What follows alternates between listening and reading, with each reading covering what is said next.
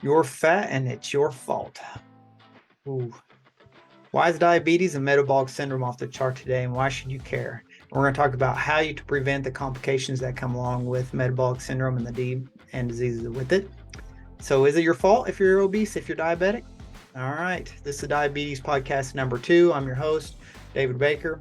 I'm an ICU nurse, RN, and my partner, Jared, he's on vacation. He's an RN also, and he's on vacation with his family this week, and he'll be on next week's episode. So is it your fault if you're overweight, if you're diabetic and you're metabolic syndrome? Is it your fault? So I want to know. Comment down below. But I'm going to go into some stats real quick. So according to the World Obesity Atlas, it's predicted that 4 billion people worldwide, equivalent to 51% of the population, will be classified as obese. 51%. That's a lot. In the U.S., the CDC reports that 41.9% of adults and 19.7% of children are affected by obesity. Almost 20% of the children. We had like one big kid when I was a kid going to elementary school. Diabetes rates have significantly increased over the years, with the number of diabetics worldwide rising from 151 million in 2000 to 463 million in 2019. So that's a big jump. 151 million in 2000 to 463 million in 2019. I don't know. Is current stuff happening? Is the medical establishment and their treatments working? Stats aren't in their favor. All right, a little bit more. We're going to the CDC also warns that prevalence of diabetes in young people is expected to escalate in the coming decades, potentially resulting in nearly 700% increase in type 2 diabetics by 2060. Again, 700% increase. Are the current guidelines for the diabetes working? Is what your doctor telling you working for you? So now, is it the medical establishment's fault you're obese or diabetic? Is it your doctor's fault? Is it a matter of personal responsibilities? Because they're going to tell you, hey, count your calories, take more insulin, get off the couch and exercise more. I mean, a calorie is the same, right? So if I eat all this food, like let's say steak, vegetables, and you get the same amount of calories, and I get the exact amount of calories and sugar, is that going to be the same effect on my body? Calories are calories, what they're saying. All right, so now it's easy to blame people for obesity. Like, hey, count your calories, exercise, for God's sakes, don't eat the donut, right? Or is it more complex than that? I mean, is it more complex? Are the odds against us, or is it really our fault? Comment down below. Tell me what you think. This is controversial, but what do you think? And we're going to get in more depth of that. And I mean, I'm guilty. I've fat shamed people. Being in my industry, you're having to move a 500-600 pound person. You're like, what's going on? You're trying to move them up in the bed, and you're tearing out your shoulders or hurting your back because they can't move. They're mobile, and they're so big. And so yeah, I'm guilty of that. And I've had one person one time, I remember, he was below the knee amputation, both legs, not new, but they were old ones where he had both his legs cut off from diabetes complication. He was in for kidney failure. He was super obese. And once we got him kind of corrected, we sent him to the floor, and they kept having issues with his sugar. And come to find out, his family was bringing him in their pizza and pop, and it's like, what are you doing? But we're going to dwell now. That's where I'm saying I used to really be fat shaming and things like that. But the more I research and the more I understand, is it 100% their fault? Because we're going to get into this. All right. You know what a food psychologist is? All right. Have you ever heard of that? How about a psychophysicist? All right.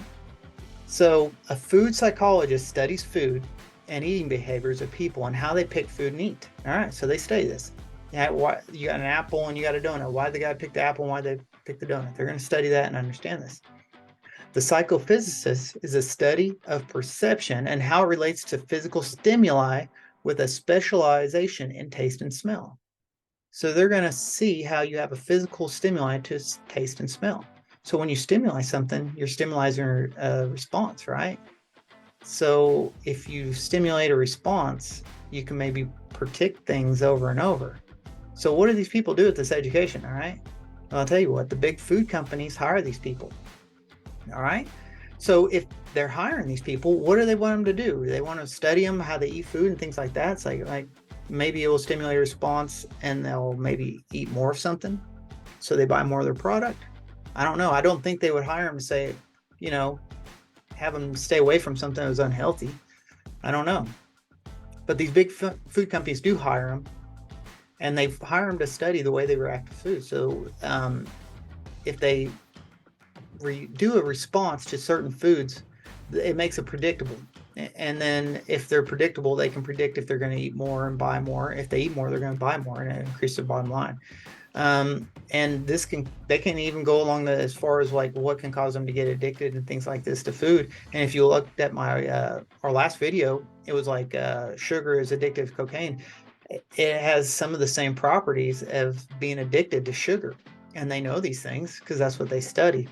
And if you don't believe me, all right, they've got the Yale Food Addiction Scale, the YFAS, Yale Food Addiction Scale. All right, now this is a questionnaire they use to assess food addiction in individuals, all right? And then I'm going to read this here. The YFAS researchers found that the brain mechanisms in people with food addiction were similar to those in people with substance dependence, such as drug addicts. So they're finding a correlation there. It's very the same. They even have an assessment tool for it to assess if you have food addiction. So if you don't think this is a real thing, check out Yale's score. And to go with that, if you're older, maybe you remember the Lay's potato chip commercials. You know, they had the slogan, "Hey, you bet you can't just eat one." Why is that? Maybe you're stimulating a response where you got to eat more. I don't know. So the most popular guy here that I've read about that I was studying is, I hope I don't butcher his name, but Mowowski or Mouskowitz. All right, now he worked with Prego. So when he worked with Prego, Prego was number one in the spaghetti sauce thing, and they were trying to figure out how to do this. They hired this guy. And what did he do? He goes through and did a bunch of test runs with all these different people trying different spaghetti sauces. And as he did it, he increased the sugar and the salt, and he increased it until he hit what he coined it a bliss point. Bliss point is when it's perfect. You're like, oh, that is good. All right. So when they have this combination of saltiness, sweetness, richness, I mean, it causes an irresistible desire to have more of it. And so when he hits that bliss point, he knows people are going to buy more of it. What happens? They go up to number one in sales for a long time running. And he's worked for everybody. You go look at this guy's resume. He's worked for everybody, even the U.S. Army. He helped them develop MREs because they wanted the military guys to be able to keep eating this stuff because they weren't getting satisfied with it. They lost the drive for it because it tasted so bad. And so they wanted to make sure they kept their nutrition up with these MRIs. It's a whole deal. But they hire these guys knowing that you're going to orchestrate their food where you're going to eat more. So I don't know. It's pretty wild. All right, so now you're going to have the influence of big food and their manipulation of our food choices. All right, so they know what you're going to like, and they can produce more of it, and so they can predict your choices on what you want. All right, so now is it back to personal responsibility? If they've understood and they know what triggers they get to do a certain response to get you to eat more, to buy more, to get addicted to it, is it personal accountability? If there's, to me, I perceive it as manipulation. Maybe. And then what about the ADA, American Diabetes Association, the medical end of it? What about all them? Well, they're all bought off by big food too, or sponsored by them, which means not bought off. They're maybe swayed on their guidelines, and we've already looked at the statistics. The guidelines aren't working. Everything that they want you to do is not working. But I found an article the other day. I researched this, and it's got Coca-Cola, Pepsi Company sponsored at least 96 health groups, from the American Diabetes Association to the American Heart Association. Coca-Cola and diabetes, go get it. Yeah. And so you have these people that's making guidelines, but they're not manipulated. They're swayed by these people giving them money to them. All right, then you got Nestle's chocolate. Everybody knows Nestle's. They make everything. Let me look it up here. So Nestle's makes all kinds of stuff. Nestle products. Okay, Nestle makes Nestle Cafe. They make several breakfast cereals. They make Purina. I didn't know they made dog food. Gerber, oh, they make your baby's food. Nestle makes your baby food. Go read about them having toxic heavy metals in the baby food in Gerber. Go read that. Go research that. That's something for you. They make Perrier water. They make Kit Kats, Nesquik, Sweet Earth, Smarties. That's healthy. Smarties. They're not straight sugar, are they? That's healthy for you. Nestea, Coffee Mate, Stouffer's. They make all this stuff. But here's the kicker. This is where I'm going with this. So they make all this stuff that's unhealthy, processed, highly processed food. That's probably going to make you addictive. But so once they get you sick from selling you all their products, unhealthy, they've come out with Nestle's Health Science. So if you go to nestleshealthscience.us, their slogan is empowering healthier lives through nutrition. So unlocking the power of nutrition. Really? You see all the stuff they make? So their expertise as leaders of the science of nutrition, our expertise of active lifestyle nutrition, medical nutrition, pharmaceutical therapies is rooted in science and covers every facet of health, including prevention, like their Smarties, maintenance and treatment. And then here you go, counting your calories and being active, because if you're fat, because you're inactive. Active lifestyle nutrition. All right, so now they're selling you the Smarties. And then we're going to go over here to helping consumers find the right solution to help them lead healthier lives from those who wish to fill the nutritional gap. Oh boy, medical nutrition. So they're going to sell you baby food that makes you sick from when you're born, or could possibly make you sick. And then you're going to go over and eat all the junk food that every birthday you've been trained that you're supposed to eat cake.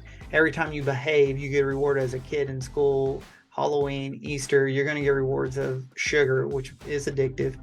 And they got a, obesity problem with children, huh? Well, they're going to make you sick through all that. But once you're sick and you've got metabolic syndrome from eating all their garbage, now they're going to sell you medical nutrition. Our medical nutrition portfolio provides essential nutrition, which they didn't do in your former life before you're sick, for an array of health conditions ranging from cerebral palsy patients to those living with diabetes. So where I'm going with all this is the food industry knows what you're going to eat, and they know why you're going to eat it, and they can pull those triggers. They know they can make you addicted to the food. Once you get addicted to food, there's enough studies out there. They know all this sugar is going to cause metabolic syndrome and going to make you unhealthy and sick. Once you're sick, they're going to sell you all the product lines that's supposed to be nutrition and heal you up with your diabetes. So from cradle to grave, you are a cash cow for the big food industry and the pharma industry, of course. And all this stuff makes you sick. So we didn't even touch on leptin. So as all this processed food that they make, so I want to shift gears now. So all this processed food that they make, it's got high in fat, it's high in sugar, carbohydrates, fructose, sucrose, heated vegetable oil, and the protein's low in it. And what that does is cause leptin resistance. Okay, well, you're like, okay, leptin resistance. Well, leptin is a hormone, and this hormone is made to tell you when you're full. So when you go eat anything, like you go eat Thanksgiving dinner, and you eat and you're full, well, that's your leptin telling, hey, you're full, shut it down. You can eat later. You got plenty of fat stored. You're decided to, and stop eating. Well, when you have leptin resistance, it shuts that signal down where you're like, that's when you eat the whole box of ice cream, sitting there watching Netflix. You eat it. I've been there. I've done that. Ate the whole thing. Next thing you know, like, oh my gosh, I ate the whole thing. How am I not stuffed? Just shut the leptin down, I've eaten packages of Oreos, ate the whole thing, half a gallon of milk. Yeah, I was kind of full on that one, but I ain't gonna lie.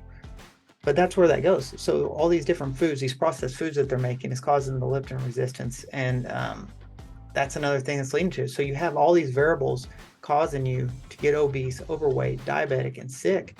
So is the card stacked against you? So you got big food companies using the food psychologists, the psychophysicists, getting you to respond certain ways to different foods. They add all the sugar and all the stuff they know is going to make you addicted to it. All right.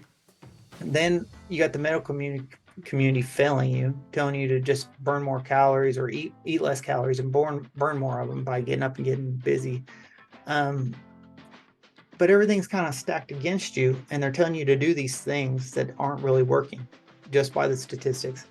And now you have children getting obese. And like I said earlier, I remember like there being one big kid at my school when I was in elementary. But now it's like an epidemic. I mean, they have C-sections. Right here, I've got worldwide C-sections, and metabolic syndrome and fatty liver disease is getting really big. The WHO says 20% of all the children in the world are born C-section. In the US, you got C-section rates that reach 48% because these babies are big. Metabolic syndrome, they're having C-sections. Yes, there's some other stuff going on, but why is it increasing with the rate of diabetes and obesity? My wife's type 1. All three of my boys, all big babies, all had to be taken early, all ended up in the NICU because they were big from all the insulin. All right. So, but here's the real kicker. So you have a big emergence of non-alcoholic fatty liver disease in these children. All right.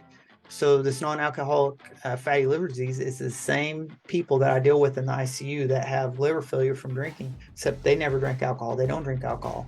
But these people that come in with the alcohol syndrome, when their fatty liver is shot, they either get a transplant or they die.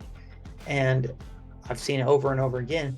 And they do have, sometimes you have people that come in that's got the NASH and they've got the non-alcoholic fatty liver disease and they never drank, usually hepatitis or something caused. But now you have these children having that. And it says as low as 2 years old. And they're estimating that 20 to 30% of the children now making this NAFLD the most prevalent liver disease among children. And now they're documenting cases of kids as early as 2 having this non-alcoholic fatty liver disease. 2 years old. So do these children need to cut calories? Do they need to exercise more? 2. So what do you think? Do you think people are responsible for their own actions? Which I'm all about accountability. But what do you do when the whole industry is stacked against you? All right. It's kind of, if you blame individuals like these people, but what do you do when the food industry and the failing medical practices are failing and our food's not food anymore? I bought bread for my boys to make, sandwiches the other day. The bread literally has high fructose corn syrup. Why does bread have high fructose corn syrup? All right. So the food's not food anymore. So my 2 cents, I think what you don't know, you don't know. And what you don't know can hurt you. Yeah, a lot of people's heard that before, and I really do believe that. I mean, you don't know what you don't know. And so maybe it's not entirely your fault you're obese. And they got this quiet agenda pushed against you to make you addicted to eat other food. And then if you try to eat healthy, a lot of times it does cost more. So there's an economic factor in that. But once you're informed, so once you know this stuff, you know that the food industry is trying to make you addicted to it. They know that you're going to eat a whole bag of this stuff. You know that sugar is addictive, and that's one of the biggest drivers of metabolic syndrome, causing fatty liver, causing obesity. And I didn't know these things either. But now that you know these things, I think you are accountable for this. And you're not just accountable for you, you're accountable for your loved ones too, and let them know that, hey, the food industry is doing this stuff. Sugar, you got to break it right now. You got to stay away from all forms of sugar, and you got to get rid of it. And you got to get rid of fructose. I mean, that's like you drink orange juice, it's straight fructose. And that is only processed in the liver. All right. So when you do that, you overload the liver. All the sugar is overloading the liver. And that's the biggest problems here. So what do you think? If you're fat, is it your fault? I want to know in the comments below. You let me know. And of course, like and subscribe, all that good stuff. And if you have any questions about diabetes, obesity, metabolic syndrome, leave them in the comments below, and I'll get back with you. And if you want to dive deeper, go to diabetesrevolution.com.